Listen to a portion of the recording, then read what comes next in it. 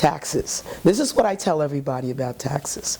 Anyone who tells you that they're going to get in office and lower your taxes immediately is telling you a whopper, a big fat lie, because it's not going to happen. Because the first thing you're going to have to do, anybody who's new coming into office, and I do believe we're going to have a new mayor, you're going to have to do some kind of an audit, forensic audit, to understand exactly where you are. Yes, you have an audit, but you're going to need another set of eyes just to see exactly where you are.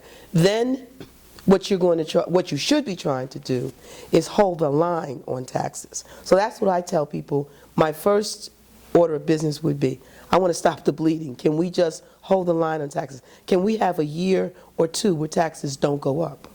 That in and of itself will be a monumental task, where we can find efficiencies and economies of scale, where we can do things that are not, by the way, going to hurt people's jobs. That is the other thing.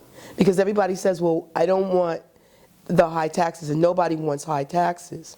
But by the same token, do you want to put people in the street? Because that would be a double whammy for a person who works in the city and lives in the city.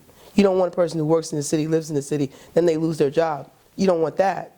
So we want to keep people gainfully employed, but we want to do it in a responsible sort of a way. And the truth of the matter is, the best thing you're going to be able to look for, what I would be looking to do in my first year in office, is to maintain taxes so that they don't go up anymore.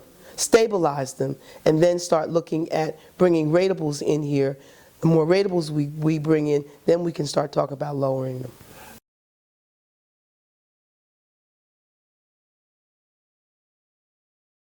Now, when you say community blight, are you talking about in the business district or in the community at large? Okay, in the community at large, the boarded up houses and stuff, that's a huge issue. And one of the things I was hoping we would be able to do, and I'm not for sure that we're going to be able to do it, but I'm certainly going to give it a try, is to be able to get those houses fixed up, sort of like a Habitat for Humanity kind of effort to rehab them and offer them to our first responders and our veterans coming back at a rate that perhaps they could afford. But I really want to entice the police officers and firemen, excuse me, to live here. So if I want to entice you to live here, I've got to, I kind of have to sweeten the pot, if you will, a little bit.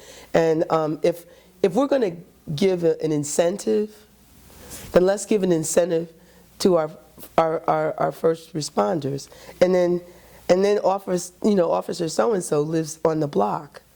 Now all of a sudden, a block, you're going to be a little hesitant to cut up on that block.